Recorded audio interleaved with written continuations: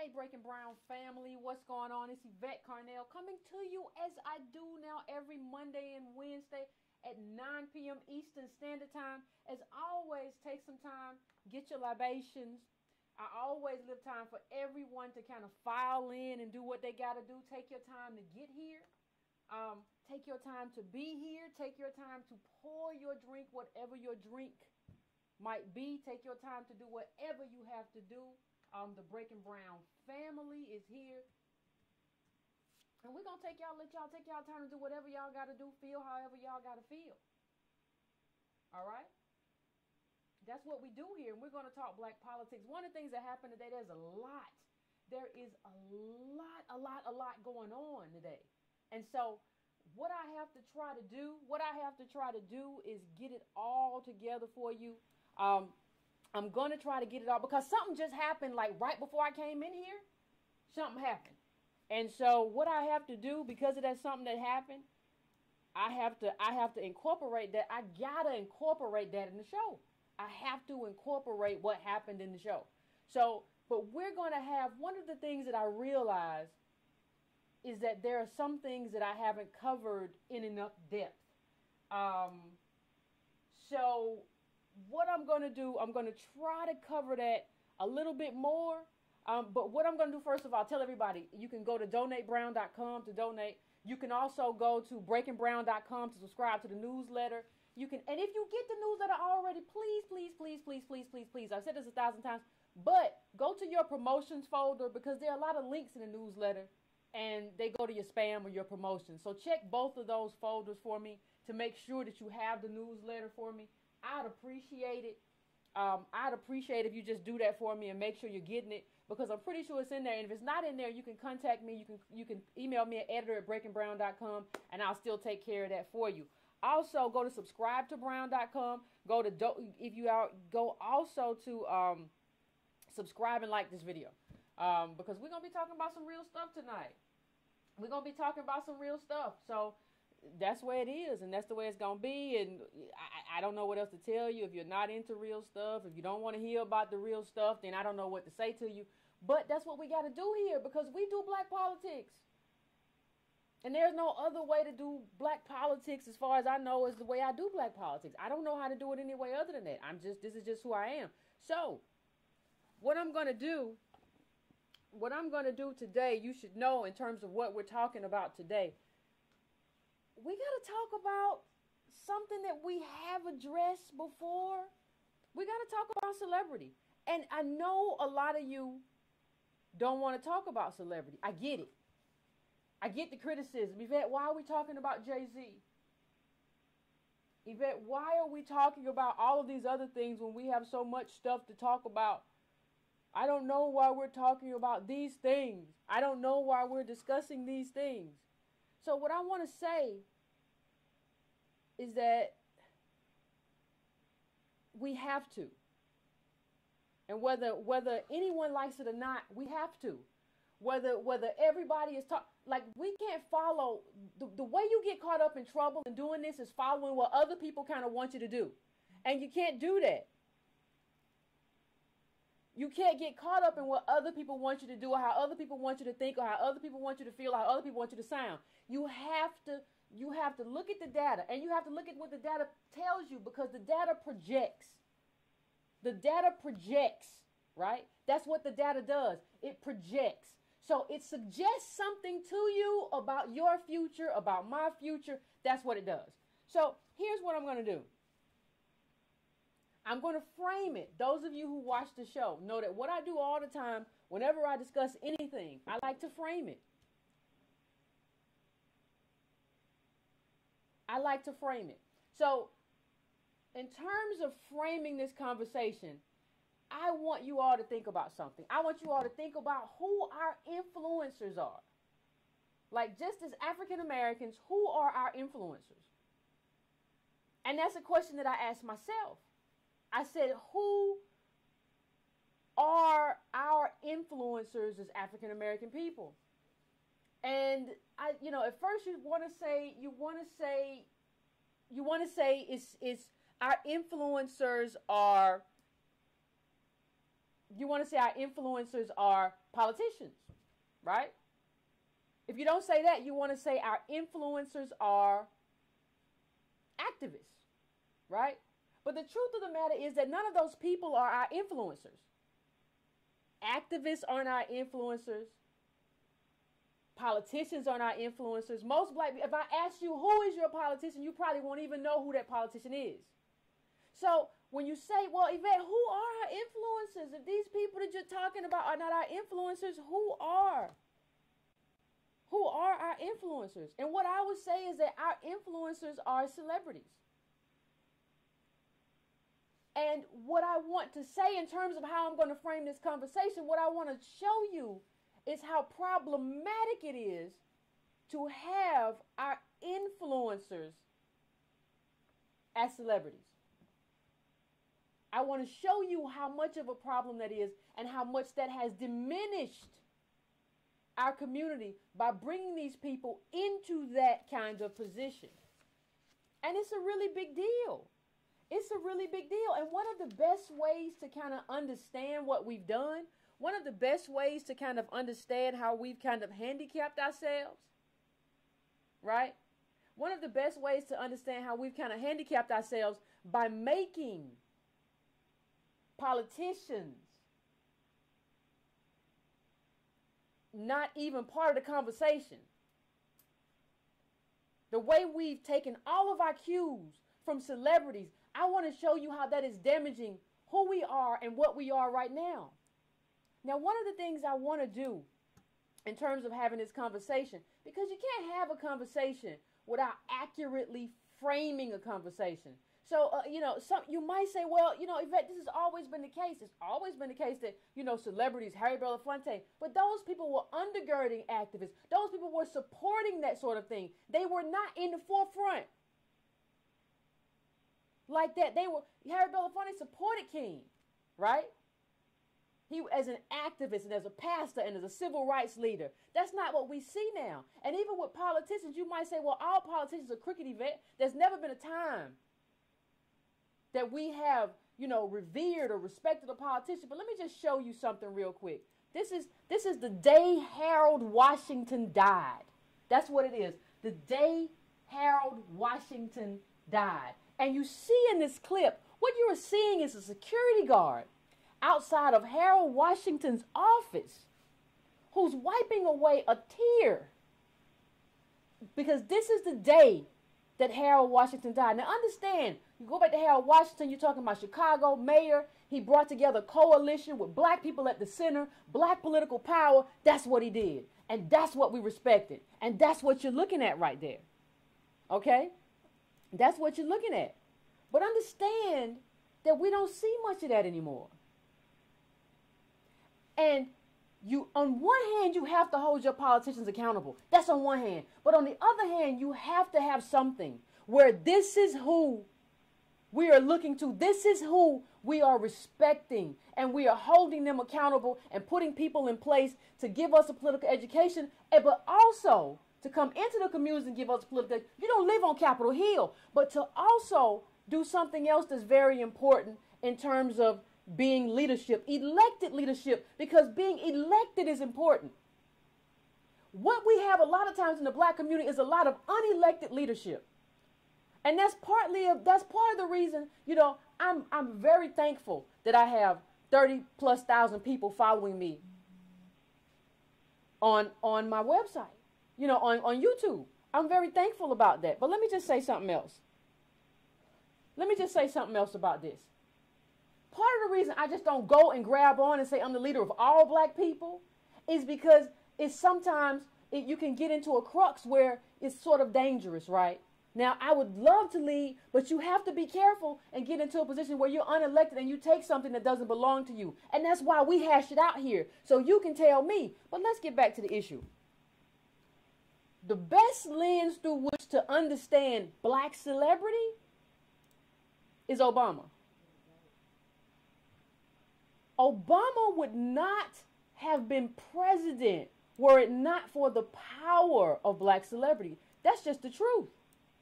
There's no other way. There's no other way for me to tell you that. That's just the truth. And let me say one other thing. That road from celebrity to president ran right to Donald Trump. It went from Obama to Trump. That would not have been possible without Obama coming and making celebrity a thing that you communicate to people through. So you don't communicate through policy anymore. You communicate through celebrity. And let me just show you some of the ways that Obama did that. You look at this clip I just put up. President Obama has Jay-Z and Lil Wayne on his iPod. Right? So that's how we understood Obama. We didn't understand Obama as necessarily a politician, except for being the first black politician, but we understood him through the lens of black celebrity, which put black celebrities in a place of leadership, which put black celebrities in a place of authority, which gave them a position that they were not qualified to fill. And so now what's happening is that we are all bearing the repercussions of that. We're all bearing the repercussions of what we allowed to happen. And nobody gets away free. I mean, I want you to look at this photo real quick. And I think this is a photo everybody celebrated. Check this photo out. What do you think about that? What do you think about that? Honestly, this is who we were. We were so happy. We were so happy that Jay-Z and B was singing a song at the inauguration, and we got all these black celebrities out there doing their thing. Look at Jay-Z at the inauguration. What does it matter? And what did it cost us? The answer that I'm going to give you today, black people, is what it cost us to put these people who are not prepared to have a conversation about politics, who are not prepared to advocate for you in politics, because they're not in the same position as us. Understand, earlier this week, I had a show. I had a show about the tax plan and how it could be apocalyptic, destructive, cataclysmic for the African-American community. I want you to tell me something. How many black celebrities have you seen talking about this tax plan? Don't worry, I'll wait. How many? Did you see Jay-Z? I saw Jay-Z come out and do an interview. Everybody saw that boring interview, didn't you? Didn't we all see that boring interview? It was the most boring. One of the things I realized when I watched that interview is how much Jay-Z, how much Capitol builds personality. There was no personality, no fire. It was just, he's just an ordinary kind of boring dude. But how many times have you seen these people advocate and say, you know what, I'm not in favor of this tax. Because this tax, understand something. Understand one thing about this tax plan. When you go from the New Deal, and that was from Roosevelt's New Deal to the Great Society with LBJ and all these poverty programs, understand what happened. Capitalism was collapsing. And the deal was between politicians, if you keep people okay, if you make sure, if you allow us to give people safety nets and we do all this stuff, and we'll let you make money as long as you work with us to make sure people are secure. They are erasing that deal. This is about to become Lord of the Flies, Hunger Games. And you don't have any black celebrities talking about that. And it's easy to understand why. They're not talking about it because they're in that tax bracket where they benefit from it. That's the kind of position that you put yourself in. That's the kind of position that you put yourself in when you give these people power to talk about politics when they should be supporting people. You can support people with your dollars politically, but you should not be here having this conversation about us. And let me just go. We can go all the way back. Does anybody remember how 50 Cent came out and said Kanye West was wrong when he said George Bush don't care about black people? Y'all remember that? And then later on in the term, he tried to change it and be like, well, I kind of changed my opinion now. The truth of the matter is that nobody should ever put a microphone in front of him and ask him how he feel about something like that. He don't know. You can't, you would never ask me, come to me and say, Yvette, how does it feel to be on the streets? How does it feel to be shot 9 times and deal drugs and live that life? You would never come to me and say that because I haven't lived that life. I don't know. So why y'all coming to him, and why do we let the media come to him and ask him stuff that he don't know about? That's our fault. That's our fault for not managing what we need to manage. That's our fault for not managing the stuff we need to manage, how we manage. And it's our fault for not managing our community. Our community is our responsibility. Who gets to talk about politics is our responsibility. This is all our responsibility. And what we have, people, is that we have abdicated our responsibility in more ways than I can possibly count. These people have involved themselves in politics in a number of ways. But let me just say one thing before I get any deeper about how they have done it. It's actually very, very, very sneaky. And what do you mean, Yvette? What do you mean it's sneaky? What are you trying to say? This is what I'm trying to say. They kind of play this middle ground. They kind of play this middle ground where they don't really advocate anything that would radically change the power dynamic. They might say vote. They might say do something else. They might say we should be unified. But they never say anything that would put money in black people's pockets in mass. They don't do that. They play this middle game where they say you should vote. And so you think I'm politically active and I'm politically engaged. But then on the other hand, they say, you know, you need a vision board or live by your dreams or whatever the case may be. That's how they do it. That's how they play this game. And what I'm telling you, what did I tell you Monday? I said we shouldn't want to play any game that we don't benefit from. If we don't benefit from the game, we shouldn't want to play the game. So my question to you is, why are we playing this game? My question to you is, since we don't benefit from this game, why are we playing this game? And why are we allowing celebrities to kind of come in here and determine how we play this game? Or how the political game is played at all. And I just want to play a clip for you really quick, because I know there are some people who time goes by and we lose the sense of what it was like to have like a Jay-Z advocate for Obama and what that meant and what we felt like. So I'm just going to play this clip real quick and we'll come back to it. You know, who would look and see themselves and know the possibilities.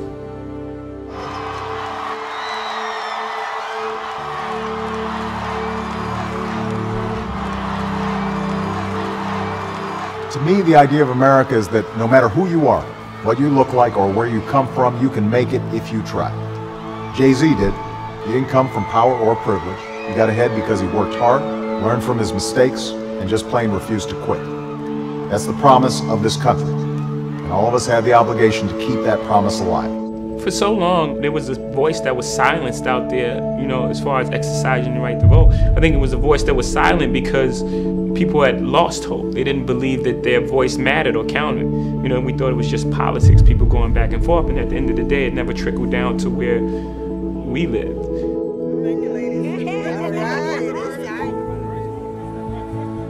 Now people exercising their right, and you starting to see the power of our vote.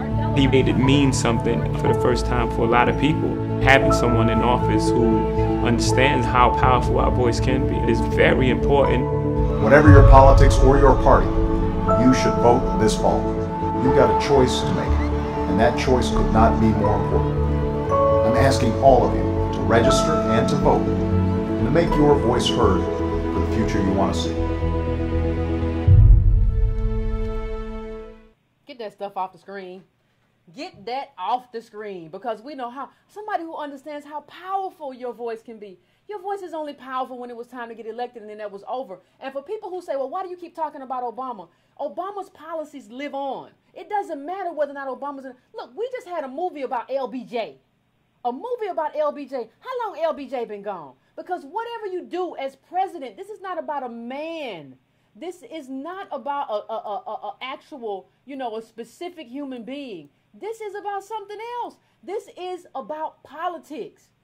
This is about an institution. This is about the institution of American government. It's bigger than Obama. And if you think this is just about Obama, then I just kind of have news for you. I don't think you understand politics, let alone how to play that game. There's a lot of people talking about the political game who don't understand the game at all. I mean, let me just, one of the things that we have to do in having this conversation, and I just want to break it down for you, is that we have to understand one thing.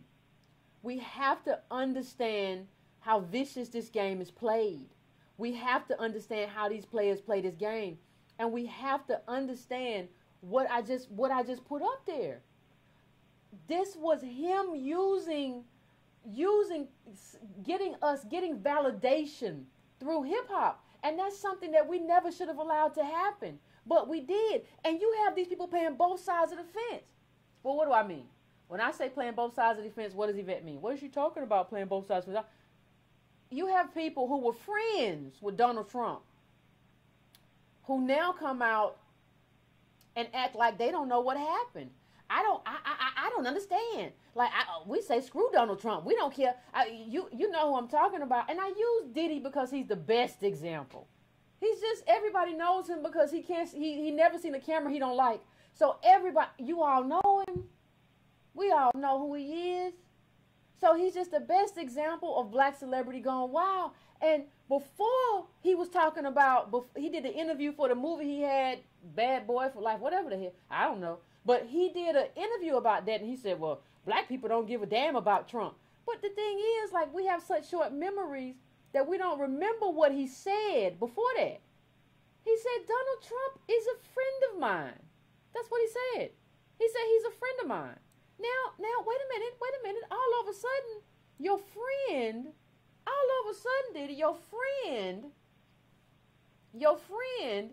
we don't give a damn about him. Oh, you just grouping yourself with African Americans now. We don't give a damn about, we don't care about him. We don't care about Trump. That's your boy, though. And don't think I forgot that that's your boy. I didn't forget. And like, as a community, we shouldn't forget that that's your boy. We should not. And let me tell you, some people say, well, Diddy was just saying that. He was just saying that's his boy. He don't really mean that. That ain't nothing that he really mean. You know, he's just playing the game. I've told everybody about playing games that you don't win at. There's no need to play that game. But I just want to play a little bit of, like, I need everybody to understand who a lot of these people are, most of these people. I need you to understand who makes it to the top of black celebrity and why they make it to the top of black celebrity. I need you to understand that. Now I'm going to take this back to a beef that's not a beef no more, because capital talks, money walks in America, and that's what speaks. So even though this beef may have been squashed, there was a lot to understand, and a lot that will let you understand why Diddy and Trump were friends. If you listen to this and you don't understand why they're friends, then I really don't, I don't know what to say if people don't understand why, like, these people, these two, it's a given to me why these two people, why Diddy and Trump were friends. And I just want everybody else to understand why these people weren't just friends because Diddy was acting. They were friends for a reason. Y'all ain't want to be down with Bad Boy, so we let y'all go. Y'all want to be down with us, we let y'all go, we keep it moving. But to get on there and portray like somebody got to go and steal and rob and be shysty. Hold on, let me frame that before I go all the way in. This video, y'all remember the rap group The Lox? The rap group The Lox went on 107.5 or Angie Martinez show, and they were talking about Diddy. Ain't no beef no more between them because, like I said, money talks. But there was a lot of stuff that they shared about Diddy during their confrontation with Diddy on that show. So that's what you're listening to. I just want to give you a frame of what you're listening to, and then we'll come back to it. That ain't really correct, you know what I'm saying? First of all, I'm at my office right now. I'm always accessible. Y'all ain't got to get on the radio and do certain tactics and do certain things to ever holler at me. Jadakiss, last time I saw you, I told you, let's get together, let's talk. You know what I'm saying? I told you I'm accessible. I said if anything don't come, if there's somebody standing in the way for you expressing yourself, if any of y'all expressing yourself, y'all can come get at me directly. You know what I'm saying? All that throwing the refrigerator and you gonna kill, y'all ain't killing nobody, man. You know what I'm saying? We businessmen. We all mature adults say all that right there. I'm at my office. Y'all can sit on this interview with her and talk as long as y'all want to talk about it, or you can take the invitation I gave you before.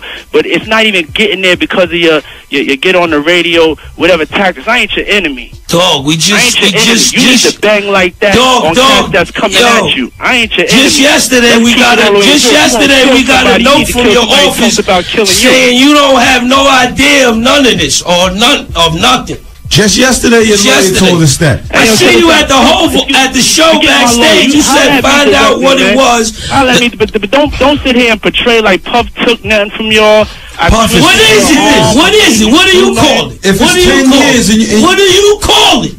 And don't say we can come to your office or do none of that, because we can't do none of that. We can't handle it no other way but with lawyers, and you know that, so don't get on the radio and act like a tough guy or none of that. Wait, you know how we can settle? You acting tough. I'm in my office, so why don't we stop talking on the radio? Now, you want people to stop talking because you just don't want to know the truth, dog. We made one record with you. Money, Power, Respect. It's 10 years later, and you still got half of our publishing. Now, there's no way you can make it justifiable that you deserve half of our publishing. You done this to my face. We just at the concert. You ain't saying nothing. What are we going to do saying it to your face? Get sued? What do you want us to do? We can't touch. We can't be violent or none of that. We can't even have. You saying all this, dog? 2 years ago, Levels in Miami. Let's recognize real. Y'all know where the office is at. There's a big sign on it. I'm gonna be here. The whole National Guard's downstairs too. Cut it out, man. We can't talk in this. I'm a grown ass man, man. You're a coward. And I don't take nothing. You're a thief, You're a coward. Don't say you're a thief. Okay. You're a thief. Come to the office, man. Come to the office so we can straighten it out there. Yo, how we just 3 guys you don't even mess with. You had your Ace Pools publishing. You call me whatever you won't want. let his publishing go. I'm at the office. You won't let your man's publishing go. You gonna argue in front of New York. That's the way you want. Do you own your man's publishing, dog? Nothing to y'all, man. Do you own your man's publishing? New York could believe it or whatever. I don't Do you own your man's publishing? I can sleep good at night because I ain't never did that to y'all. And if y'all ever want to, you had a whole bunch of artists that Puffy. Dog, you had a bunch of artists whose careers never went right with you, dog. Be for real, dog. Look at the list. We don't want to be violent. You the artist that did best for yourself. Look at your list, dog. Look at all the artists you dealt with. Look at the situation they dealt with. You know, 12 not happy with you gone. Faith not happy with you gone. We not happy with you gone. Faith not happy with you gone. Wow. All right, he's hung up. He's gone.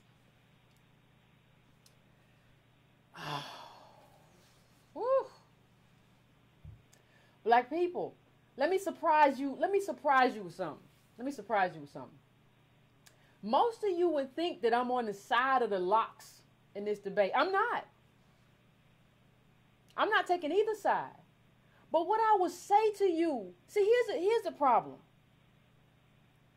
Black capitalists want capitalism without capitalists. I'll say this again. Black capitalists want capitalism without capitalists. And that's not the way it goes. That's not the way it works. You want to be on the street as the locks and saying we the group and we from the hood and we grind and we just take ours and we just do ours. You want to say that, and then you want to get on the phone with this man and be like, well, why are you doing us like that? Because that's the game. You want to be grimy here, but then you want to come here and be like, why you don't need our publishing. You go tell Jeff Bezos he don't need to sell another book. That's the same thing as telling Diddy he don't need to take half your publishing. Or whatever he can get away with taking. That's just how it works. You can't have half the cake. You got to have the whole cake. You got to have everything. That's what capitalism looks like. And it's not just Diddy. I'm just telling you what it is. I'm just telling you we're in a game that we're losing. I'm just telling you that you can't be on the streets and saying, hey, you know, it's dog eat dog. I'm vicious. I'm a pit bull with mine. That's how I do it. You cannot do that. And then get on the radio and whine to Diddy about him treating you bad. Either you want collective group economics or you don't. Either you want this thing that's just like dog eat dog, and the thing that you don't understand, the people who like want that dog eat dog, is that it's not about who you are today. It's about who you were in 1954. The people who built real wealth, I'm not talking about no Diddy wealth. I'm not talking about no Oprah wealth. That's fake wealth. That's not real. That's personality built. The minute Diddy ain't dancing around the stage and the minute Oprah ain't giving interviews, that goes away. I'm talking about real wealth. I'm talking about if you wanted to be J.P. Morgan, if you wanted to be a baron of industry, if you wanted to be a big man on campus or that had to happen back then. This is about who you were back then or who your great granddaddy was back then. A granddaddy. That's what this is about. It's not who you are right now in your individual life. Life is, your wealth position right now is bigger than your individual life. So I want you to tell me who your ancestor was in 1919, and you tell me what they were doing. And I can tell you what your wealth position looks like today. Guaranteed. And without Bitcoin or cryptocurrency, a lot of y'all been messaging me saying you can't even get your Bitcoin out. Because it's not about that. It's about who either you were around back then or you had a family member who was around back then and made some moves and got some stuff going for you. That's it. That's it. What in addition to that are we running around looking for? And so you want brotherhood from Diddy. Well, he's being a capitalist. That's who he is. And capitalism means taking what all you can get, especially if you're a black capitalist, because you don't get many opportunities. So if he has the opportunity to take all your publishing, of course he's going to take it. He's going to take everything because that's just what it is. Now, they've made up now. They don't have no beef. I'm sure that was all part of the bargain or whatever. But, I mean, there was some real truth in that interview. I remember that interview. There was some real truth in that interview about, yeah. But you can't want a capitalist to, one, do whatever it takes to make $1, and then, two, be benevolent and be like a brother to you. No, that's not how it works. That's not how it works. And then there was another interview, but Diddy said, well, I only got 400,000. They got 1.5 mil. Split between them. That's interesting. I know you didn't invest that much, but that doesn't matter because their job is to keep down costs. So this whole thing that we have going on as black people, to want black capitalism, but not want black capitalists to be capitalists, doesn't really make a lot of sense. A capitalist can't make money while being your brother. A capitalist can't make money by thinking about what's best for you and how you're going to feed your family. A black capitalist has to look at that contract and think to themselves, what's in my best interest in this contract? Forget them. What is my best interest in this contract? That's how it works. And that's how that game works. So for them to be up there on one hand in music saying this stuff that they're saying, on music about how they get it and they grind and I'm in the hood and I'll do whatever to get. And then on another hand, you talking this stuff, you all about the Benjamins, you said, but Puffy's all about the Benjamins too. So there is almost like this thing where black people can't choose what we want to be and how we want to be it. You can't choose both. You can't have black people just be your brother and we be a collective and we love each other and we be capitalists too. It don't work.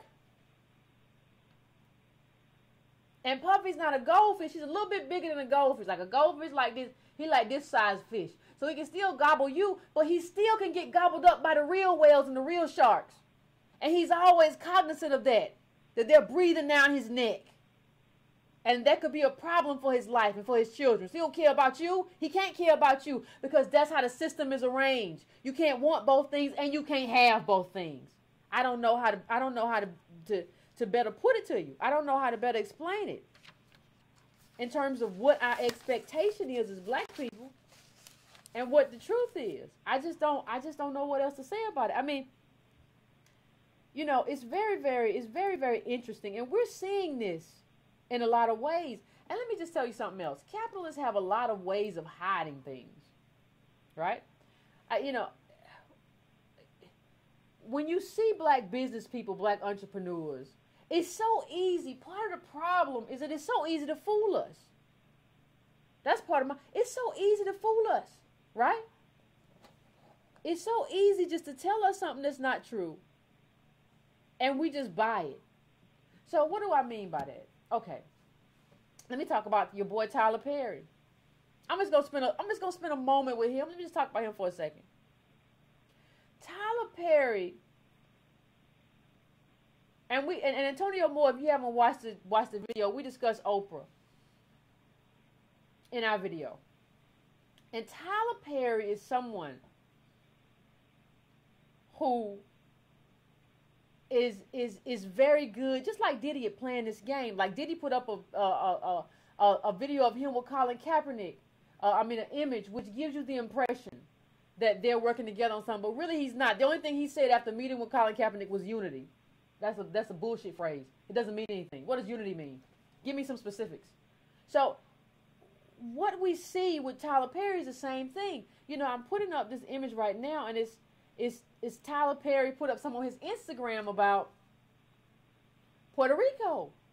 But the thing is, I don't recall Tyler saying much of anything about the tax bill or all of the stuff that's going on in the black community. And so what people will say to me, and this is the dodge. Understand that this is the evasion of the black elite. What they will say to me is, well, Yvette, he gave money, Tyler Perry gave money to this young man, and it was, you know, who, if you're in Georgia like me, he needed a transplant from his dad. I think it was kidney. And there was a whole thing going on because his dad had been on probation, and they was just like, no, we're not going to do it. And so Tyler Perry stepped in some kind of way, and that's just what it was. And it benefited the young man, and he got what he needed, the donation from his dad. But what these people do is they just kind of like, see, one of the things I've said before time and time again on this show is that communities are not built. Communities and civilizations are not built on charity. They are built on politics. So if you want to help black people, you need to help in politics. So they can do something, one charitable thing, and we all go, oh my God, that's so wonderful. Tyler Perry is such a wonderful person. No, this is cover. All this stuff is just people who have learned to give cover. If you want to do something, you stand up for a policy or principle that is impactful, but you're not going to do that because you are vulnerable. You are vulnerable, in Byron Allen's interview with Antonio Moore, he basically, called into question, like, who owns Revolt? Who owns Diddy's TV network or whatever? It's not public, but how much of that is white investors with a black face? We saw that with Jay-Z with the Brooklyn Nets. So what happens is we think these people own stuff and they don't really own anything. They're not really in an ownership position. And so people are using them as the face to make money and extract money through the black community through our view of collectiveness, while this dude was on the radio saying, I don't owe you nothing. You need to come to the office. You know you can't come to no Diddy office. You can't get in. I'm sure that boy got so many enemies you can't scale a fence. You can't wear camouflage. He got so many people done fail. You can't do anything. People have to come up. Does anybody remember when Mace had to come up to the studio and like come up to I think it was like V103 in Atlanta and get his stuff signed and get out of a contract, and he ain't been rapping in years? People go to Islam, Judaism, or Christianity, whatever they got to go to get themselves at peace for what they went through with this guy.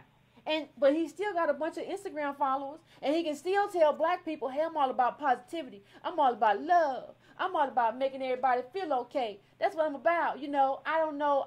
You just gotta be about this thing. And we like it, and we follow it. But the problem is, it just doesn't make sense. And I don't know how we got to, let me just say something. And I'm just going to say this. I know we already covered Oprah to an extent. But I got to address some additional issues. It just is what it is. I have to address some additional issues with Oprah. I don't mean to hurt nobody's feelings. I don't mean to make anybody feel bad. Antonio Moore and I did a video about Oprah, and for those of you who don't know, Oprah is selling majority. She's not going to be a majority owner of OWN.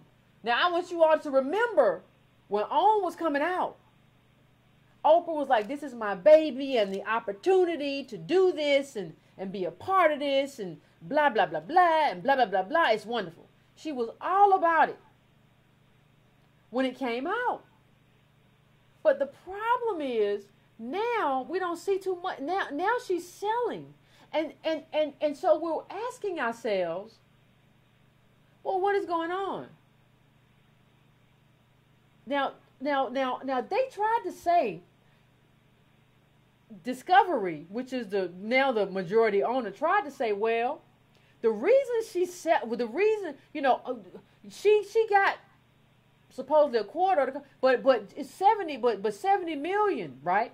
70 million, it's still worth much more than that. That's not a quarter. Like, we still worth a lot more than that. We're not worth like 280 million and like that. We were like, it was a lot of shenanigans going on. So what I want to try to do, I'm going to go a little deeper than we went in the other interview and just try to have a conversation about what really happened, about how it really happened.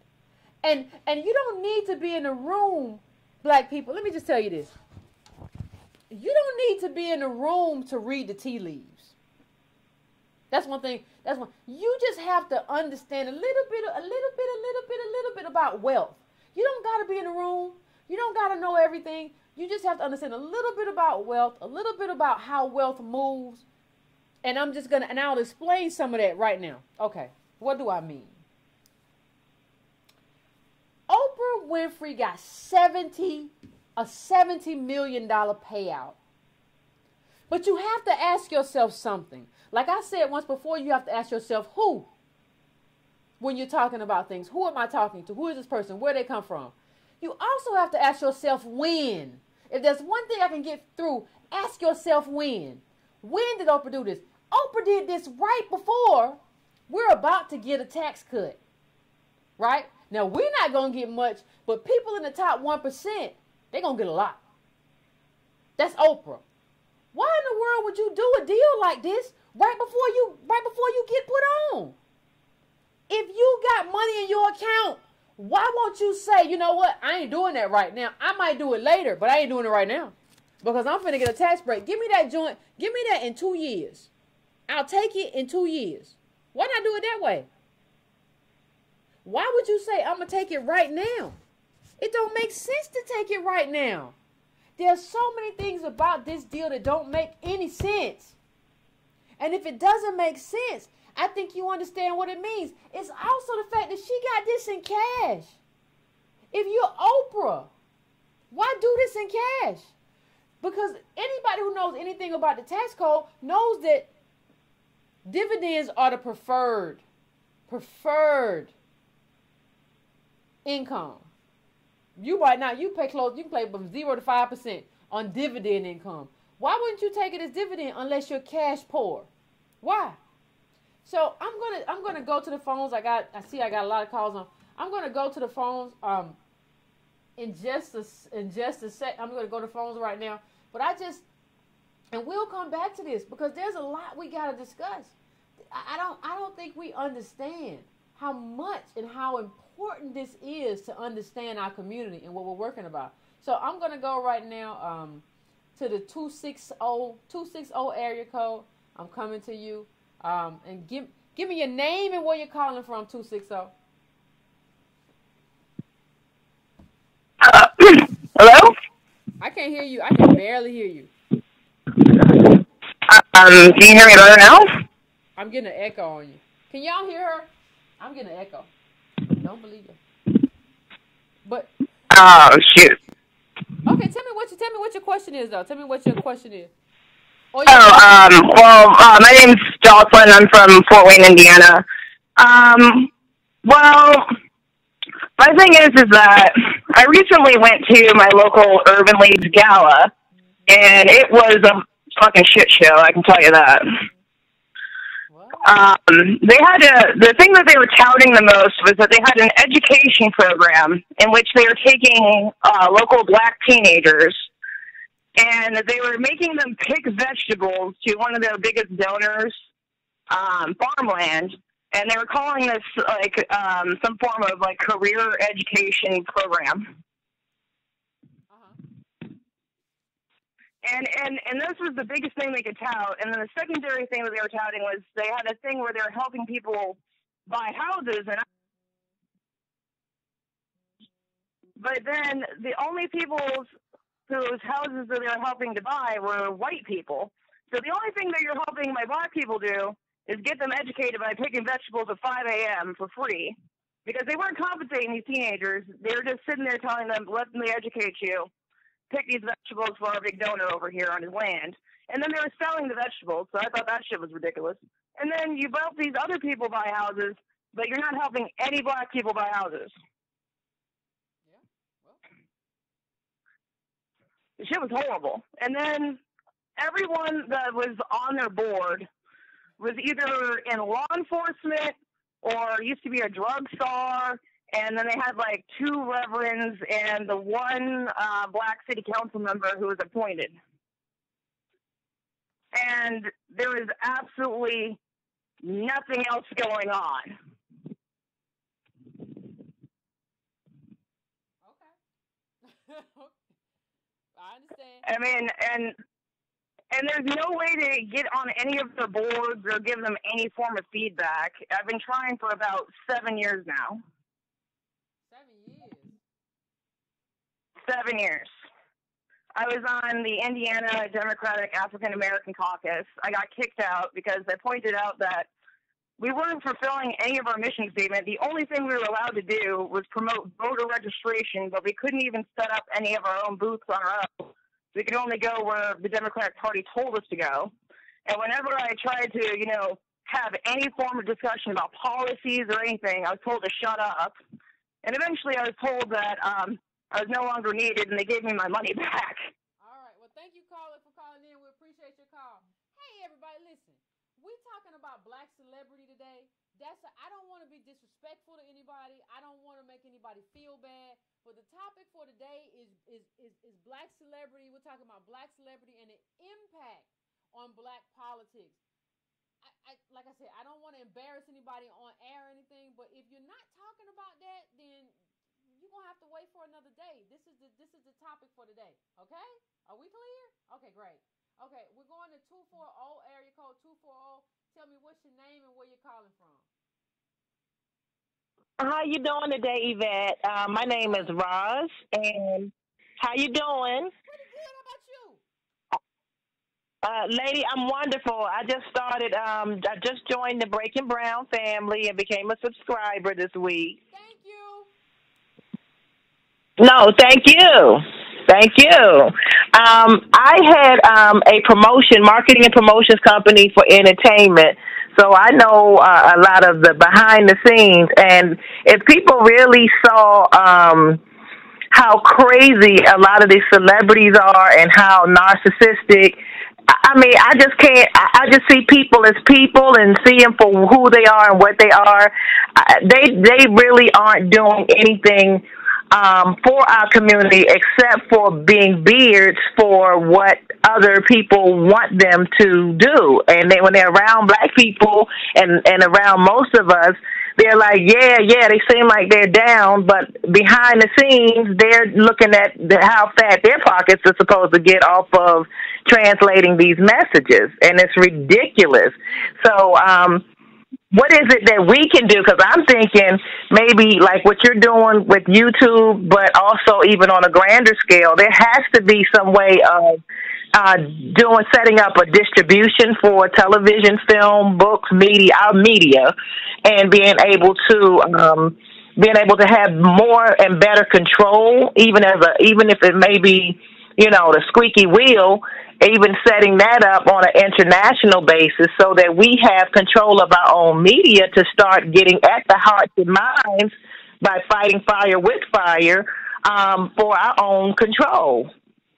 That's all I wanted to say. Thank you, caller. I appreciate it. Here's the thing. The last caller asked about what do we do? Like, what do we do as a community? And here's the thing that we got to do. We got to hold these people accountable. Like, we have got to hold these people accountable. You can't be a celebrity no more. You can't be a celebrity no more without telling us what you believe, what you stand for. And I'm not talking about some BS. We all unified. We all in the same group. We all believe, we got to come together. I'm not talking about that. I'm talking about we have to say, what do you believe specifically? What do you believe about Flint? What do you believe should happen in terms of the next presidential race? And I'm not talking about, well, everybody who you vote for. What do you believe about left versus right? Do you believe in big government or little government? And do you believe in reparations or no? I need to know what all of these people believe in. I need to know that. This is not a thing where you can just go on and do your own thing. And I'm here, and I have to just respect. Well, I respect his opinion. No, I run you. If you Kevin Hart and black people go see all your movies and black people go to your comedy shows, I need to know how you feel. I need to know what you believe. I need to know that you have an understanding of black politics. Because that's what it means for me to go to the theater and plop down about $12 to go see a movie by you. And the thing is, the thing is, does anybody remember that LL Cool J controversy? He did a song with the country singer. I thought I put a clip, but I don't see it. That was a controversy where he was like, you forget about my gold chains and I let slavery. But then the thing, people were like, well, why did LL do that? Because, I'm not down in Republican. He's a Republican, right? He's a conservative. And when people are concerned, I'm not saying you do whatever you want to do in terms of your politics. But you have to judge people. You can't be a liberal and you can't be a leftist, or you can't believe in reparations or whatever you say you believe in and then support people who don't believe in that. I'm not telling you what to believe. You can believe whatever you want to believe. But you cannot subsidize people who don't believe in whatever your viewpoint is. And your viewpoint should be based on what's best for black people. It shouldn't be based on what's best for you individually. It should be based on most black people are working class poor. How we view things should be based on who we are as a group. And if this person is not supporting policies and economics that are good for us, as a community. There are a lot of funny people. I don't have to see Kevin Hart. I don't see LL. He old anyway. I ain't got to see none of these people. These people won't grow old and let other people have a shot anyway. You tell me who you are, and I'll decide whether or not you are deserving of my support. That's how I'm going to work. And people be like, well, white people don't work that way. White people ain't in the position we in. We can't use that as a standard. We're in a certain position, and that requires a certain way of thinking. Period. That's it. Ain't nothing you can do about that. It just is what it is. So I'm going to go to the next caller right now. I'm coming to you, 347. 347, I want to know what's your name and where you're calling from. Hello, Yvette Carnell. Yeah, how you doing? How you doing? My name is Tiana Ferguson. You probably know me as Goddessa. I know you as what? Goddessa on YouTube. Oh, okay. Yeah. I definitely want to talk about how, it was the portrayal of Black celebrities being in the White House more than it was Black politicians during Obama's era. And where that kind of led this whole, I feel like that was the gateway to this mass, Black entrepreneurialism spirit. And it's not that it's entrepreneurialism is a bad thing, but it's the fact that it's an irrational thinking right now. And you have, I know, a lot of Black people who are on YouTube. First off, let's get it straight. Black entrepreneurship right now is full of middleman shit. Sorry. And then on top of that, you have Black people on YouTube asking for donations, talking about Black wealth. I mean, it's just like, it's complete contradiction after contradiction after contradiction. And as much as I would love to, like, and I don't really like to put people's names out there and stuff like that, I would love to talk about Black history all the time. Like, yes, it is great. We are people of color that came from Black greatness. Okay. But when you have to correlate everything back to where you're at right now. So if you're watching something and it has nothing to do with African American right now, what are you doing? And I feel like now Black people have to get into the habit of asking themselves and every day thinking, what am I doing? And what is this doing? And honestly say it, because you have so many people at the top right now, and I kid you not, it's so many like black millennials who are at the top, and they are not, it's not the life that you think. It's really not. Thank you, Carl. Okay, that's all I have to say. Thank you so much. Oh my gosh, thank you so much. I am a walking testimony to everything you're saying. My mother is West Indian. I was raised by a Caribbean family. My father is African American. You know, institutionalized racism is what woke me up. I was like, thank you so much. Please keep doing what you're doing. This is right here. What I want to tell you right now, keep going. This right here, it's the bigger vision. Thank you. And thank you so much. That's all I have to say. Thank you. I mean, I want to thank the caller, first of all, for the call. But, like, yeah. Like, I mean, the thing is, like, I asked for donation because I've always said I want to be supported by Black people. That's just what I want. I don't want to be supported by white people or white institutions, because what they'll do is that they'll give you a bunch of money and you start living off that money, and then they'll starve you. But, like, what you know, what she said is true. You can't be on here asking for donations and talking about Black wealth. I'm not talking. I understand it don't exist. Let me show you something real quick. Did y'all see this today? Did anybody see this except for me? Check this out. Did y'all see that Roland Martin show is over with? Did y'all see that? Did y'all see that Roland Martin show is gone? And you have to read the article. You have to read the article to understand why the show is gone. The show is gone because TV One is experiencing financial problems. Who would have thought? Now, if you've been watching Breaking Brown, if you've been watching Tone Talks, you already know that this is a given. But everybody been trying to tell us that we crazy, that there's something wrong with us. Oh, Yvette and Tony, what's wrong with y'all? Y'all just negative. No, we're not negative. This is just the truth. This is just the truth. If you go read, this is page 6. TV One cancels Roland Martin's morning show. They canceled that morning show for a reason.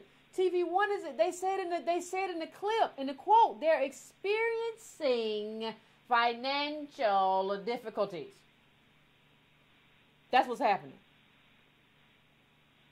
So I think one of the things that's happening is that, you know, like it or not, nobody's happy about the wealth position of Black people. But I think what's happening is that we're being validated. Like me and Tony, people who've been talking about this are being validated. You see it happening before your eyes. You see what it is. You know what it is. Why are you looking at me like I'm crazy and I'm negative? You see what's happening. And, you know, I want to come back while we got little Roland Martin up real quick. I want to come back to your girl. I want to come back to Oprah. You know, let me just I just want to give you a couple of facts that I wrote down. And I want you all to understand something. Who sells a majority stake in a network? I don't think we understand what that gets you in terms of walking into a room. You on a network. Doors open for you. People take meetings for you. All kinds of stuff happens for you that would not happen if you were not Oprah, who owns OWN. So that's part of why we're saying what we're saying. That's part of why we're saying everything we say about these people. That's it.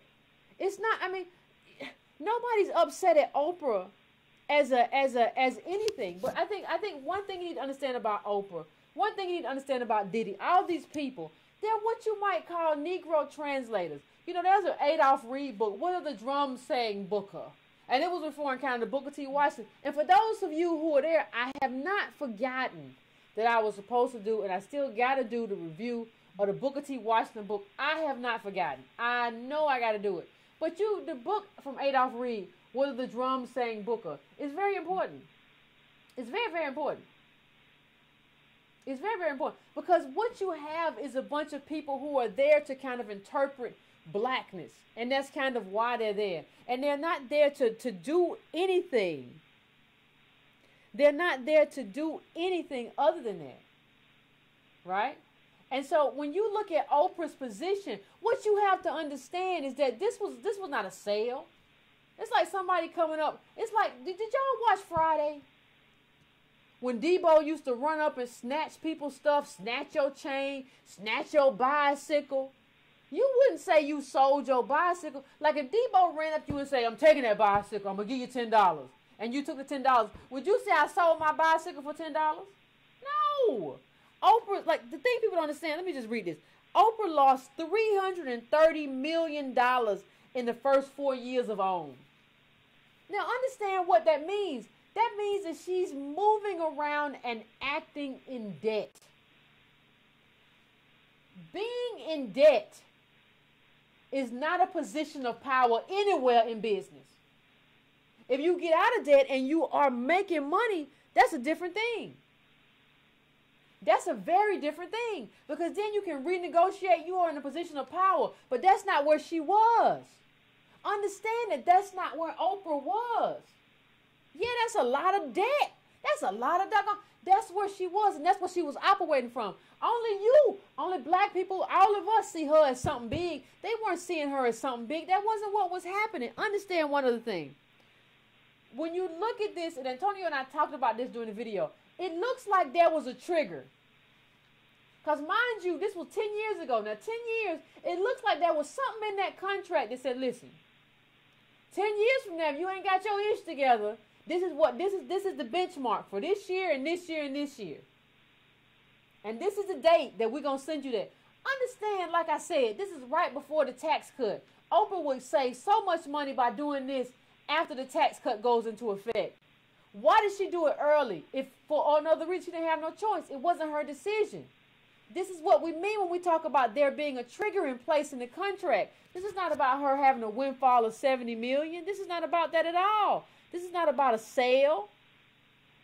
This is not about that. This is about what really happened. And most people aren't going to tell you what really happened. What I can tell you is that there are telltale signs about what really happened that we should all pay attention to. And it ain't good. So now, so when we all going to get our media from now? You going to tell me we ain't broke? Rolling gone. Oprah's got a fire sale. Oprah also didn't make a profit to 2013. It's only 2017. That was the first quarter that OWN made a profit. OWN's been around, they said 10 years. Okay, understand something else. One of the things that I would like to say, and somebody said, well, what would you like to compare? What would you compare Oprah to?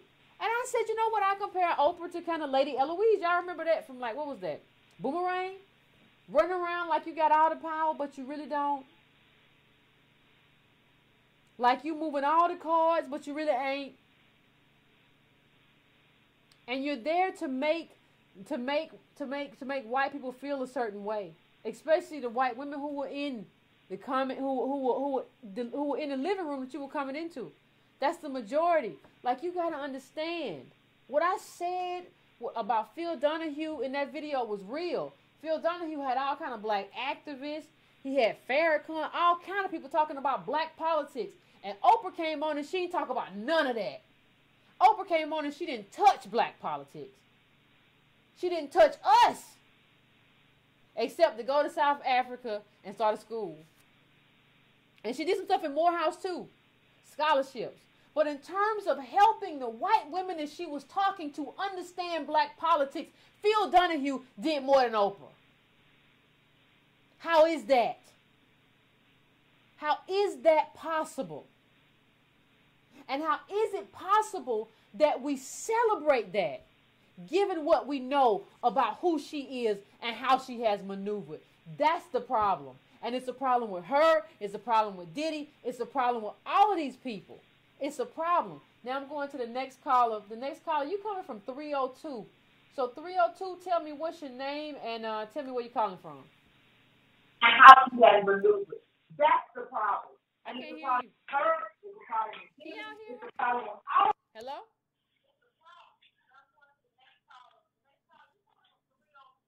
Hello? I can't even do it. I can't do it. I don't know if y'all can do it, but I can't do it. Okay, we're going to the next caller. You caller coming from 717. Tell me what's your name and tell me where you're calling from.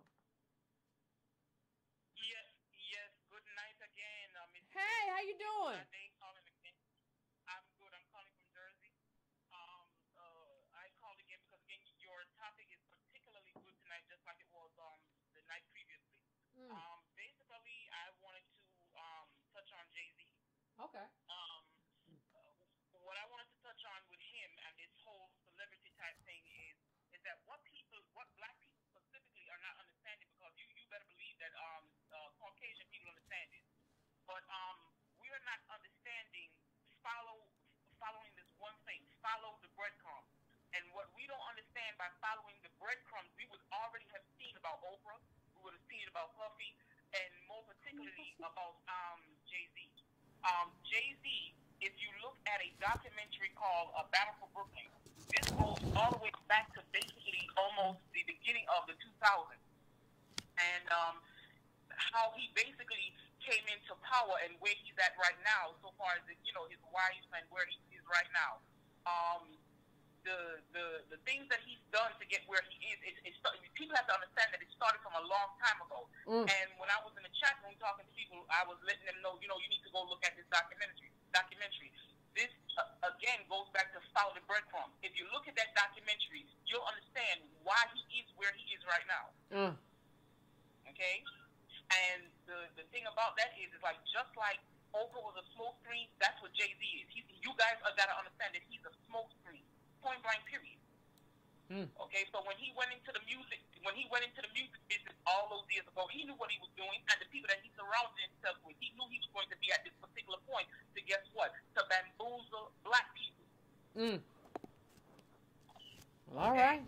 So that's basically what I wanted to say. You guys go look up A Battle for Brooklyn. It's a documentary, and you'll see what I'm talking about. Okay, thank you. Thank you, Yvette. Thank you. I appreciate it.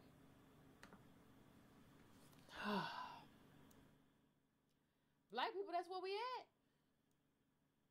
That's where we at. What's the name of the thing? She said A Battle for Brooklyn. That's what we are. That's what we are. And we are kind of in a space where we're just kind of allowing these people to kind of have leverage and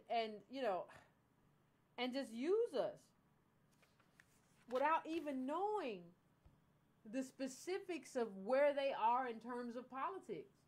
How is that? Like my thing is like, how is that okay? How is it okay for them to decide that, okay, I'm going to not tell you anything. I'm going to not tell you anything about my politics, but it just is what it is, and you just got to deal with it for what it is. You're just going to have to be okay with however it arrives in your face. I don't understand how that is good enough for us. I don't understand how that is good enough for our community. I don't understand how we just kind of go along with it. I don't get it. And I mean, I wish somebody, the lines are full, but I wish somebody would call in and kind of tell me, like, what's that about? Why do we do that? Why do we go through that? Why can't we be decisive and say this is what we want? Why don't we understand who these people are and how we're being used by these people. TV1 ain't got no money.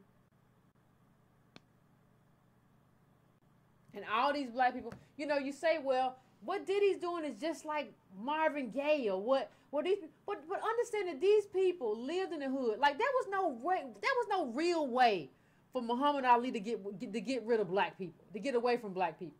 During that time, given the kind of racism that abounded during that period, there was no way for him to get rid of us.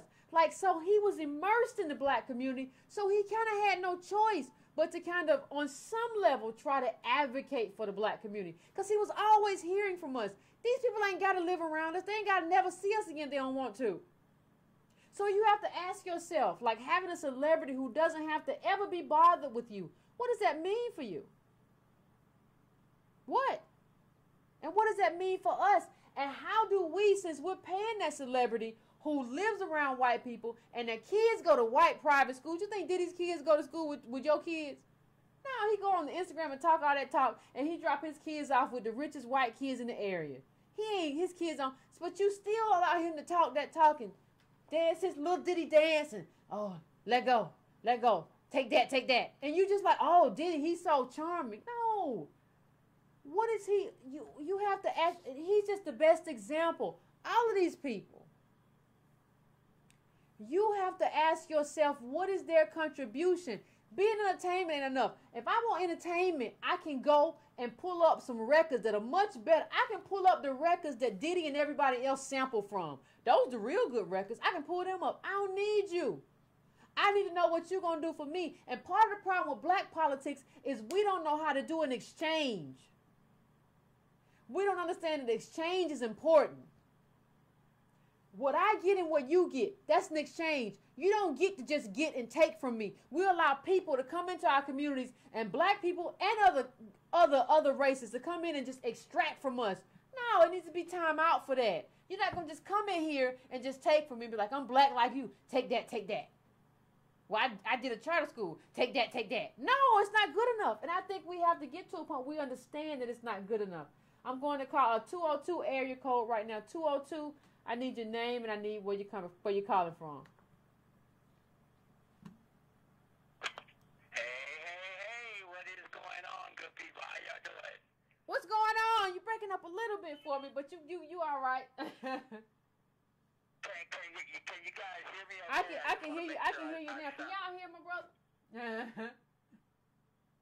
You can hear me? I can hear you. What's going on? One of our favorite callers up in here. As usual, the show is really good and excellent. I think to get to the heart of this whole black celebrity thing, I think we have to let's take a walk down the aisle and let's look at who these so-called black celebrities like to thank when they walk across the stage to receive an award. You know, every time there, whether it's an NAACP, whether it's the Oscars, whether it's the Grammys, whatever the award show, it seems to believe that every black celebrity likes to thank this historical figure by the name of Jesus Christ. Well, I want to pick up on something here. How many of them would actually follow a broke black man from the ghetto? You know, how many people would actually follow someone who doesn't have power and stature and money and is recognized in the town square as the person of the day? But think about it. We give entirely too much credit to wealth, celebrity, and stature, which is why when we talk about Jesus the man, not Jesus the religion, we understand why he had such a difficulty in trying to get people to follow him, because people do not respect people who do not have wealth. So now think about this in terms of today. How many people today do we really judge in that same vein?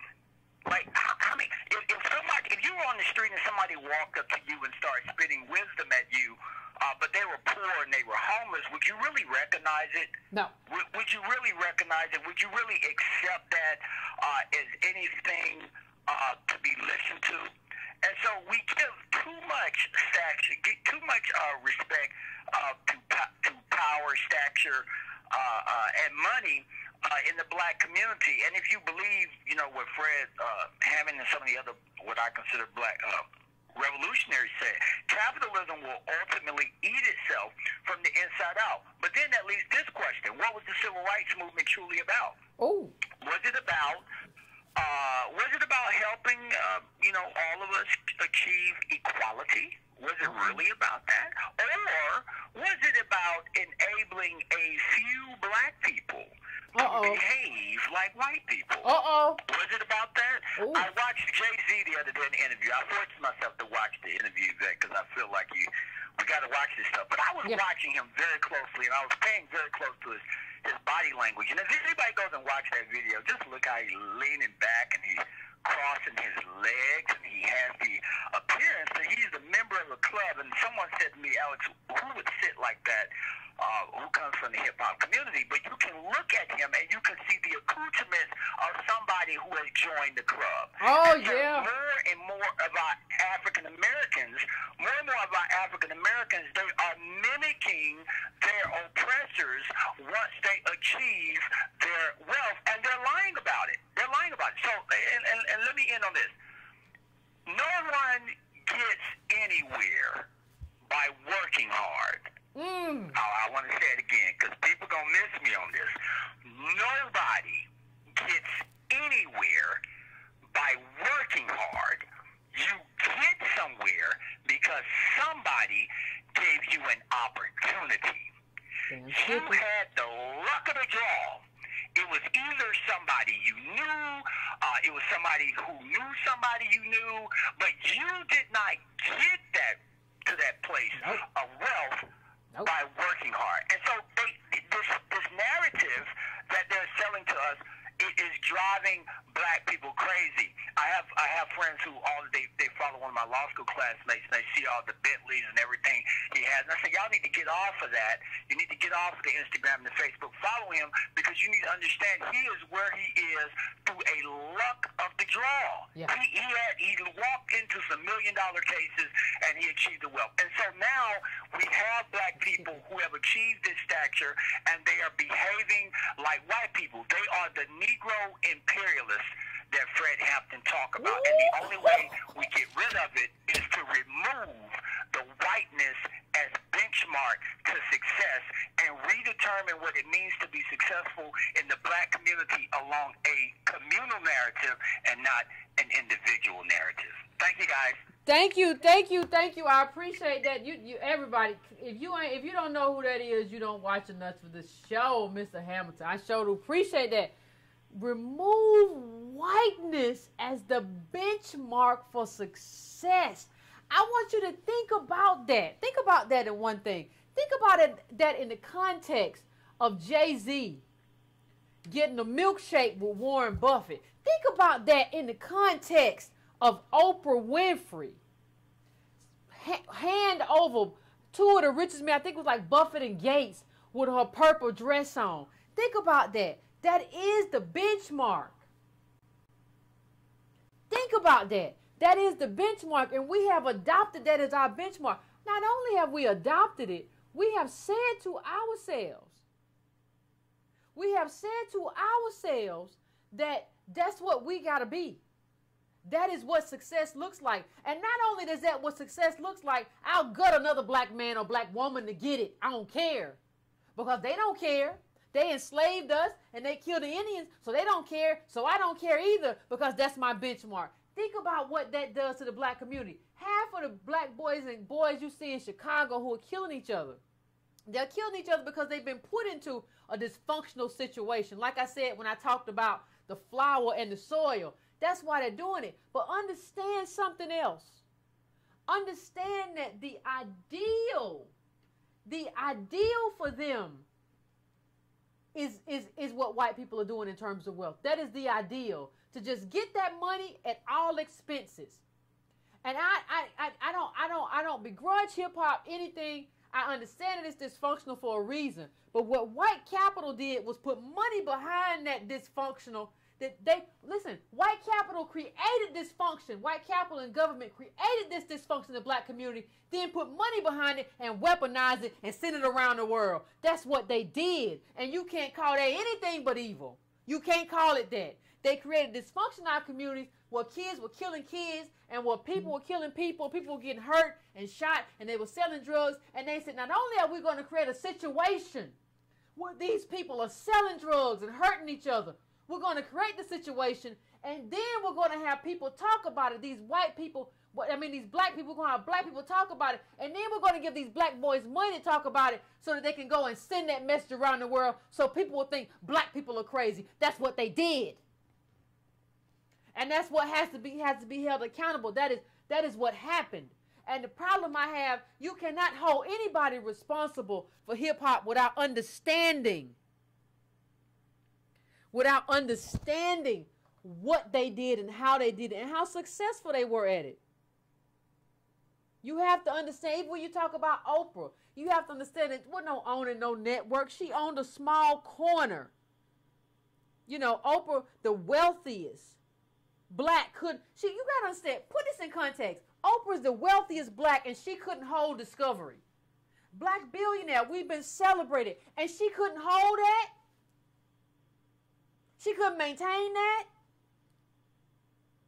She couldn't make that profitable for the first number of years. She ain't got the best thing happened to Oprah was Queen Sugar.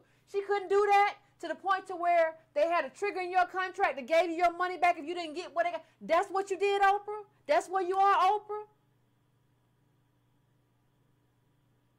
You know, the Weather Channel is available in 409 million households. And Oprah sold her channel. What would make a person, before you say, well, no, Yvette, Oprah didn't do that. She sold a channel. You don't sell a channel unless it's a fire sale. You don't do that. She got something that no black person had and she sold it. There's a reason for that. And the reason for that is that it was a fire sale. That's the reason for it. I'm going to the next call right now. I'm coming to 317 area code 317. I need you to tell me what's your name and where you're calling from. Hi, Yvette. This Hey. is Bill from Indianapolis. How you doing? How you doing? Good. I am doing fantastic since you came back.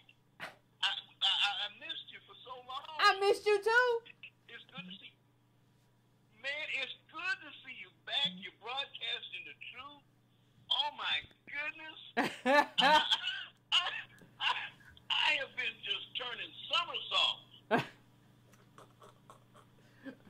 So what's going on? I looked at this situation, this $70 million Oprah sale, and I thought I was the only one. And I said, well, that's capital gains. That's capital gains. She's going to be hit real big. And the Republicans are talking about, hey, tax reform. And I'm thinking, well, hell, Oprah, what the hell are you doing selling something? Right now. Selling something right now. Exactly. I didn't understand it. And I'm so glad you said that. I just thought it was just me. I said, here, I've looked at Oprah for, I don't know, the longest time. I lived in Nashville for a long time. My ex-wife is a graduate of Tennessee State. I remember Oprah when she was on Channel 5, and she was still going to school. And the manager there, Chris Clark, would be off camera coaching her.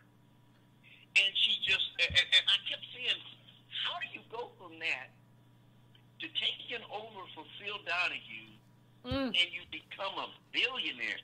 Phil Donahue's not a billionaire. No. What did she do to become a multi-billionaire? And everybody keeps telling me, well, she's so talented. I said, well, there's a whole lot of people talented. Yeah. I just didn't understand it. And they have her on the same plateau as if she sits at a table with Bill Gates and Warren Buffett, and I'm thinking, well, wait a minute, you got 3 Bill, but Warren is sitting there with 88 Bill, and Bill Gates is sitting there with 95 billion. You're not really they're equal. But we're given that so that we feel real good about America, Captain. I thought it was just me. Bless you, Yvette. I'm going to get off of here. I'm going to listen to you off air. Bless you so much. I'm glad you're back. Thank you, brother. I appreciate that. I appreciate that. I want to give you all some context. Because I don't think people talk about, well, Oprah sold a network. You know, Yvette, there are a lot of networks. So I don't really know what you're talking about. I want to give you some context. I'm pulling up something right now. Discovery Channel is the 3rd most widely distributed cable channel in the United States, behind TBS and the Weather Channel. It is available in 409 million households worldwide. That's what she sold. You sold power. You sold access to millions of families, and you sold it for cheap because you don't have majority share no more. And you showed majority share because now you don't have majority. 70 million. You sold it so cheap. Like, understand this. Understand what she did.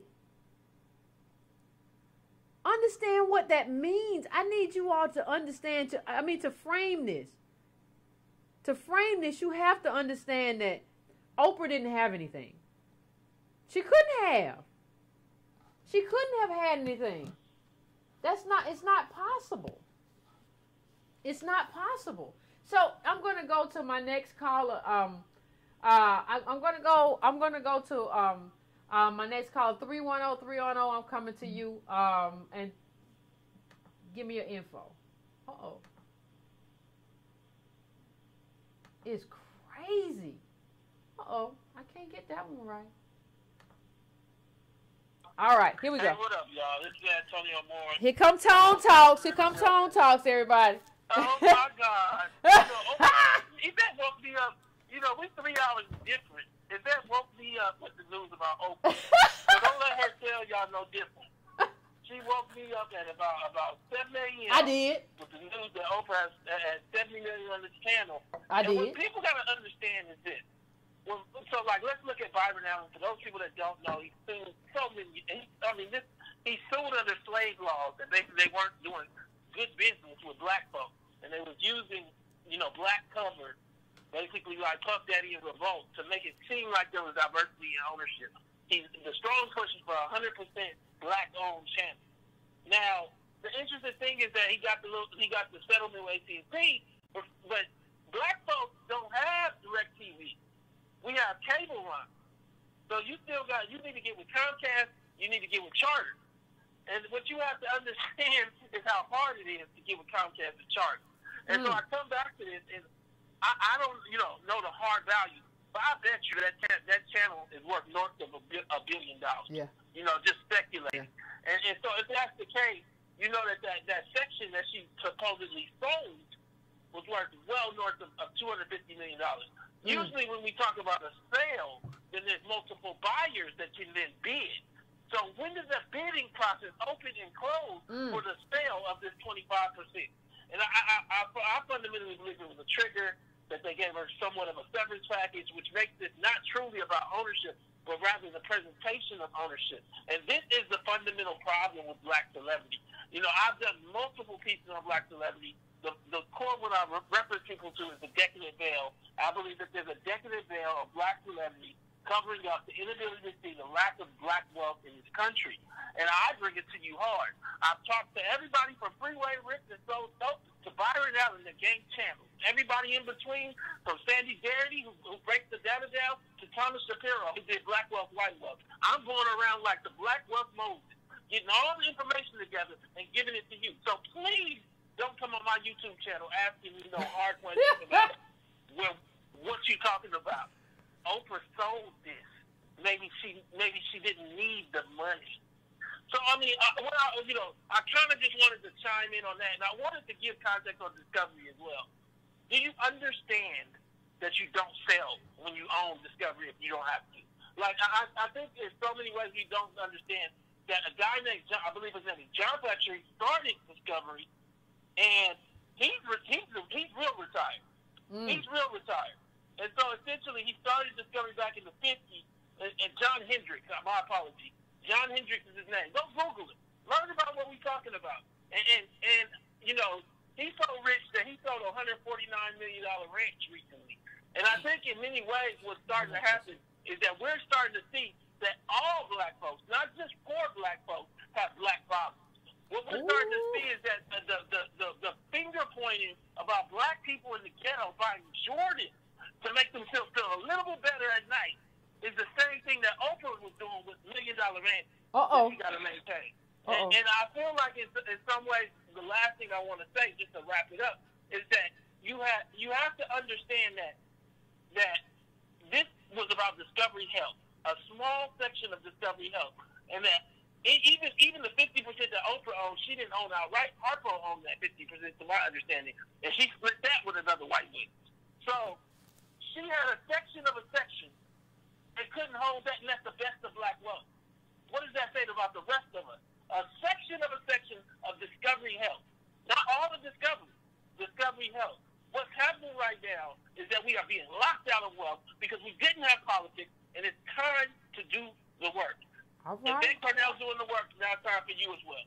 All right. Thank you, Tone Talks. Antonio Moore, you got to go to Tone Talks and check out Tone Talks. Ooh. He said, let me tell you something. He said, presentation of black ownership. Understand that's just not just about Oprah. That's about not Tyler Perry, but that's about Oprah. And that's about what we've heard a little bit about Puff Daddy. We've heard a little bit that Magic Johnson don't own Expire, right? This is not just about these people. This is about these people knowing that we don't know enough. So we'll just go and put our name on it, and black people will come because they think we own it. That's some deep stuff. And all black folk have black problems. Even Oprah. That's why she was so depressed. Y'all remember that stuff when she said she was depressed, she had a nervous breakdown? I bet you did, honey, trying to mess with these white people and all this stuff, and then I got you in a mess. You don't know what you doing.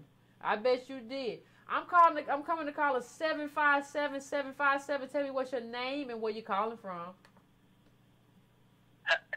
Hello, Yvette. This is Otis. Hey, Otis, how you been? Are you there?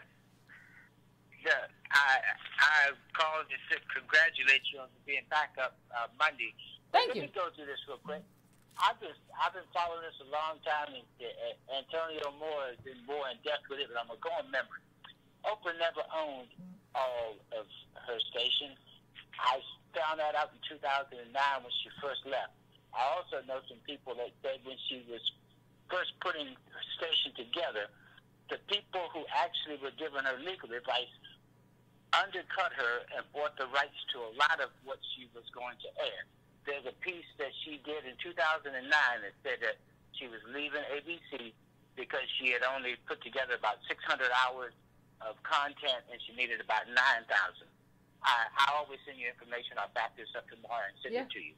But what I'm saying to you is she never owned more than 40% of that in collaboration with Discovery, which Antonio Moore was just talking about.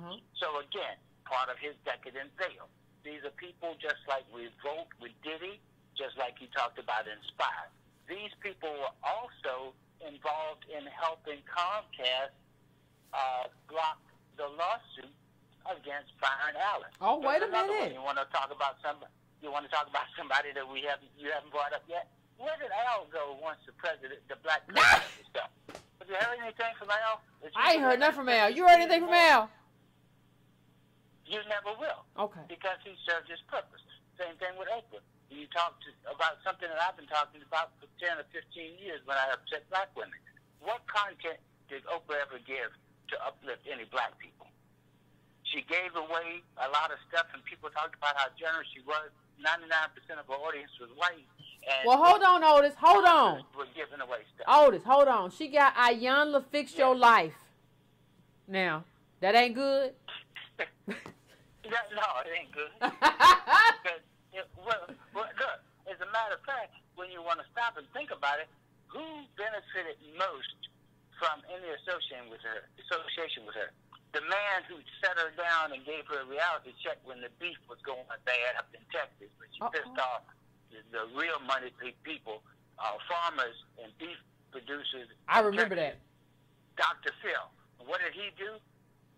When she supposedly gave him a show, he separated from her. She doesn't get a dime from it. So I'm going to leave it right there. Oh, and let me throw in another one. The other one she put up was little racial rape. Somebody that had no background in food and right to this day. She's a multi-billionaire, and they still what, footsie buddies? So black people, if we don't come up with a way to understand that we have to be just like the people in Spain, if we don't come up with cooperatives that everyone shares in the wealth, we're never going to get out of this mess. And I'll leave you at that. I thank you. I appreciate you. Ooh, Lord, I'm finna. All right. Yes, he did. Somebody said, didn't he just? Yes, he did. I didn't see that coming. Anyway, I'm going to area code 816. 816. I'm coming to you right now. Tell me what's your name and where you calling from. Hold on. 816. What's your name? Where you calling from? Hi, my name is Jermaine. I'm calling from Kansas City. How are you? Pretty good. How are you?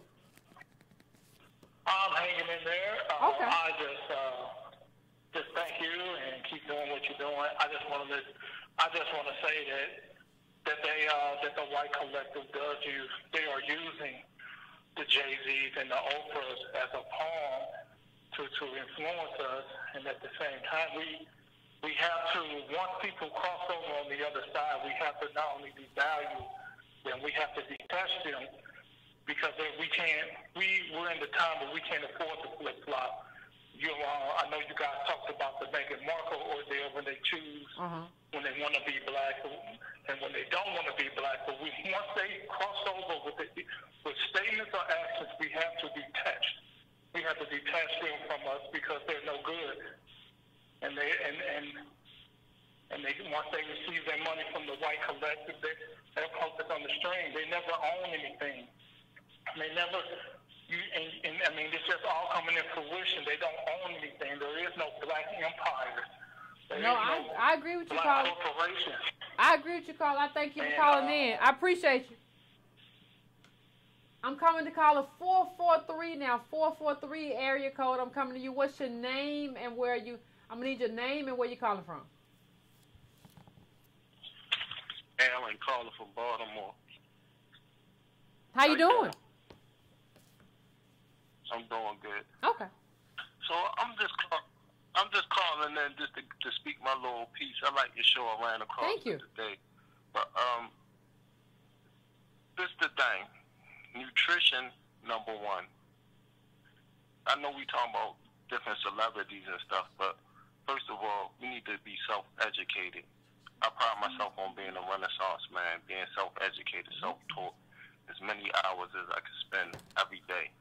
And you gotta start with your body and what you put in your body, because you can't think that you're gonna achieve certain things by not having a strict discipline. Caller, thank you for calling. I appreciate it. I appreciate you. I really do. But I can't listen. I told everybody when he called in, I said this show, I don't want to disrespect nobody. I said this show's about black celebrity. I didn't have, maybe one time we'll have a nutrition show, but this ain't the show, and I'm not trying to hurt nobody's feeling, but I got 9 callers right now in the queue. I'm trying to get everybody on. Why would you call here and talk about vegetables?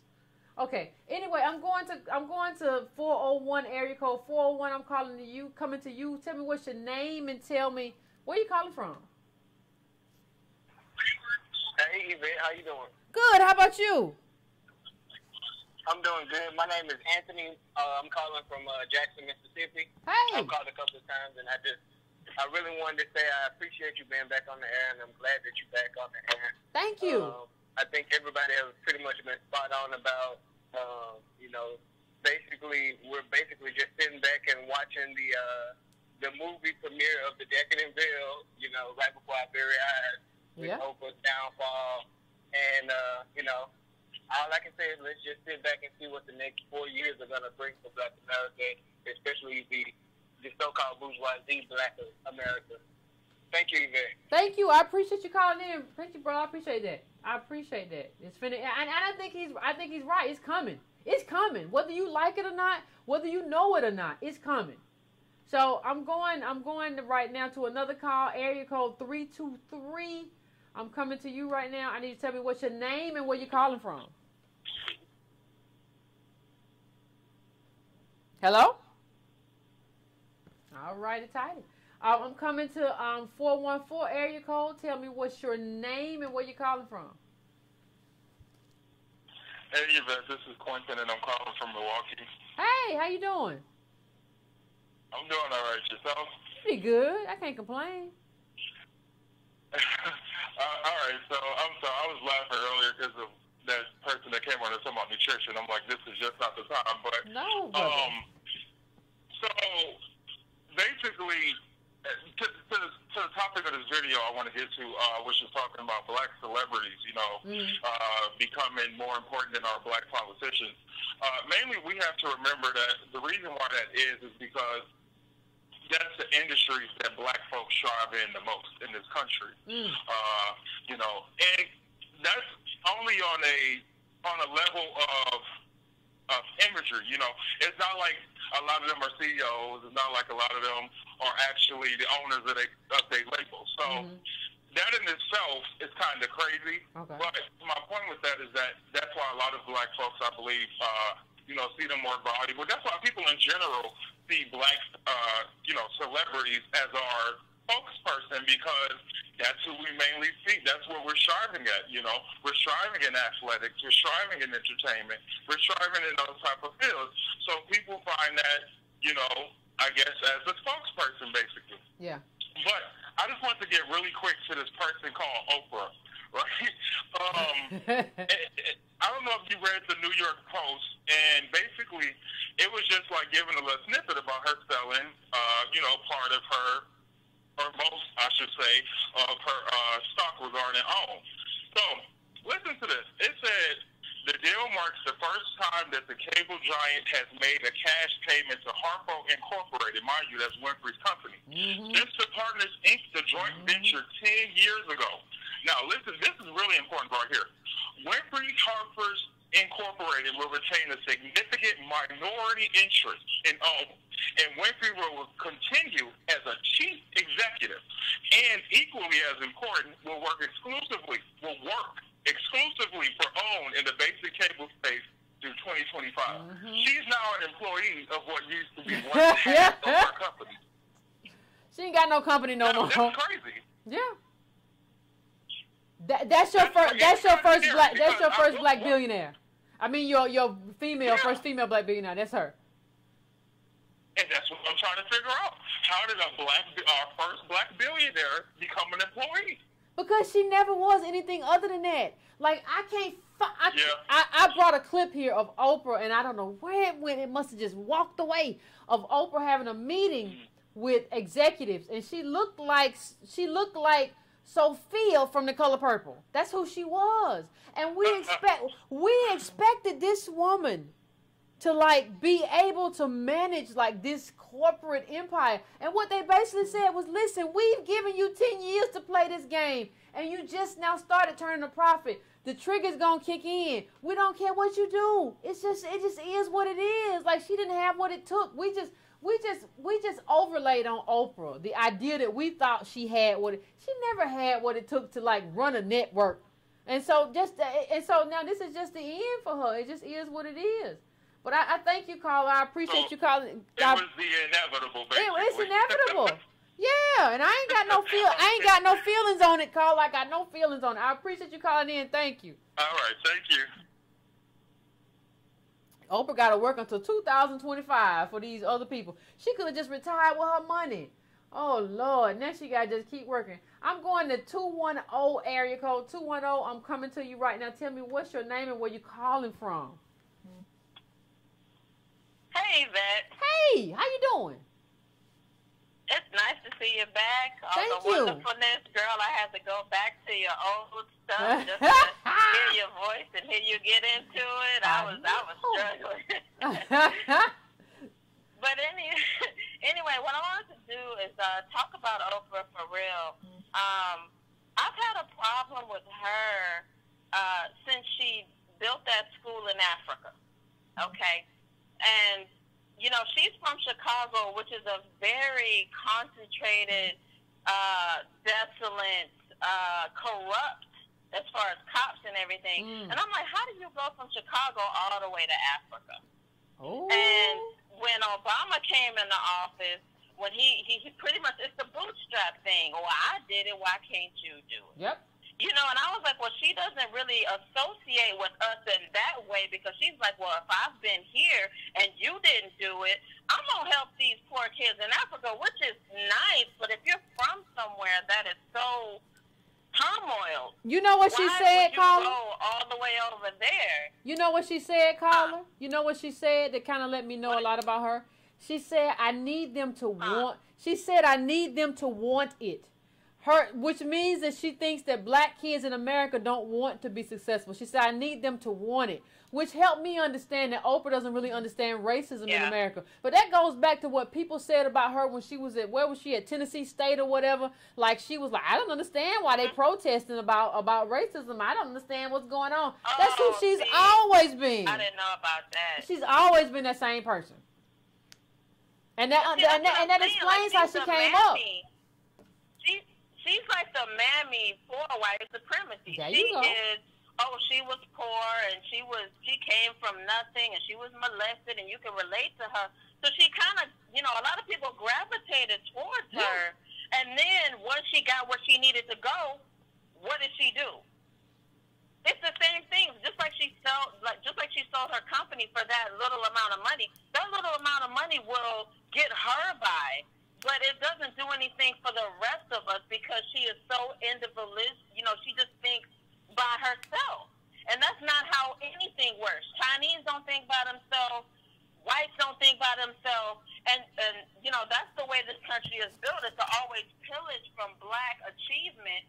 And when black people try to do something for themselves, all of a sudden, y'all want to be separate and y'all want to be racist. But that's not how this is set up. It is set up as group economics moving forward to promote what it does to get you to where you need to go. Yeah. But so many people pull from it, and they're so used to doing that. Yeah. That, you know, we are just left, I got other projects, and I'm the only, third black person that moved in a white neighborhood, and I ain't got nothing to do. As long as I get my mama out, we good. And that's not how everybody else operates. No, that's not. That's what we need to understand. And not only that, thank you, caller. I appreciate you calling in. But one of the other things we have to say is that's not how blacks have been successful. Like, that's not how blacks have been successful in America. We've never been successful as a group going it alone. It's never happened. We've never done it. We've always been achieved our stuff by going together. That's how we've achieved. Now y'all trying to go on some other, I'm going to do my own stuff. It ain't going to work. We 14% now. I think the census said 14% is 30%. 40% of the population. You're not going to get nothing by just going by yourself. You're going to be a little goldfish. You're going to get gobbled up. We got to do this stuff together. And so that's something that's just not understood. Understand that Oprah Winfrey has to now work until 70 because that contract goes until 2025. Now think about your mama retired and my mama retired. And she a billionaire working until 70. And have y'all seen all the stuff that Oprah's doing now? I saw a Hollywood Reporter article where she was interviewing Jennifer, what's the child name? Jennifer Lawrence, the actress. And from the Hollywood Reporter, she's doing soups and stews or whatever. And I saw her at a table with white people saying, this show is good. She said, no, this is good. And she said, this is good. And she's doing a voiceover for a cartoon. She's doing all kinds of stuff now. That's why I think she has a cash flow problem. From Weight Watchers, all kinds of stuff. Why should a billionaire be that busy? If I'm a billionaire, you're not going to see me nowhere but just putting up my pinky toe somewhere. So I'm going to go to the last caller, 516. I'm coming to you. 516, I'm coming to you. This is the last call. Tell me what's your name and where you're calling from. 516. Hey, thank you, Yvette. This is Stacy. I'm calling from Freeport, New York. I'm like, hey, Stacy. I have to watch your old episode. Oh my goodness. Oh, Oprah, the old magazine. How does someone put their picture of themselves on every single issue? Narcissism. Narcissism. Sorry.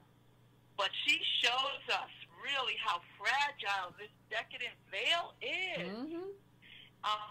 I just want to cover, I know this is a little bit out of it, but one thing we have to pay attention to is when these celebrities speak and they have no data to back up what you have taught us. Yeah, that's true. Data is important. I'm going to tell you something quick. It seems like it has nothing to do with it, with this conversation, but it has everything to do with it. Titleist is a company that manufactures golf equipment, and they make a golf ball.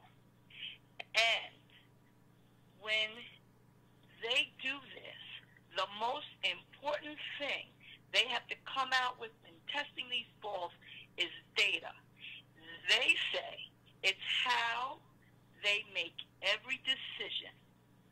And they said, I mean, if we didn't have data, we'd be making emotional decisions. This is a quote. Emotional decisions. He said, everything we do, everything we make is based on information.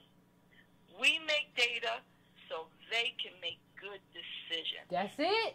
That's it. Data, data, data. You right. Thank you. Thank you, Carla. I appreciate that. That's it.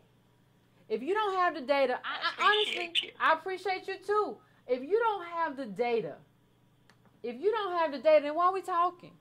Because data is not just one person. Data is how whole groups of people move together. And the projection and the suggestion what something means for a whole group.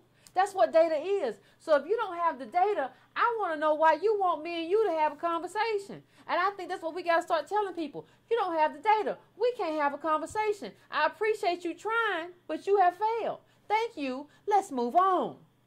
And so I want to thank everybody who showed up tonight. If you're on the phone, we're going to have to, we're about to end this. I know some other people just came in. But I want to thank you all for showing up tonight for Breaking Brown. We are going to, every Monday and Wednesday, do the show. We got a lot to talk about. A lot's happening. And so, you know, if you want to donate, go to donatebrown.com. Go to subscribe to Brown to subscribe to the basic, you know, to my email list.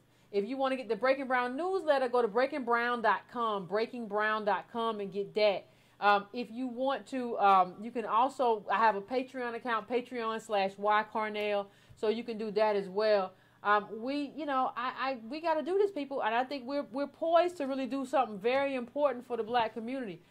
Please make sure to subscribe and to like, and we're going to make it do what it do. And I'm going to take y'all out with that Diddy Bop. Take that, take that, take that, take that. That's what he been doing. Do you realize he been doing that for about 20 years? Has it been? It might be 30. Anyway, love y'all, Breaking Brown family. I will see you again.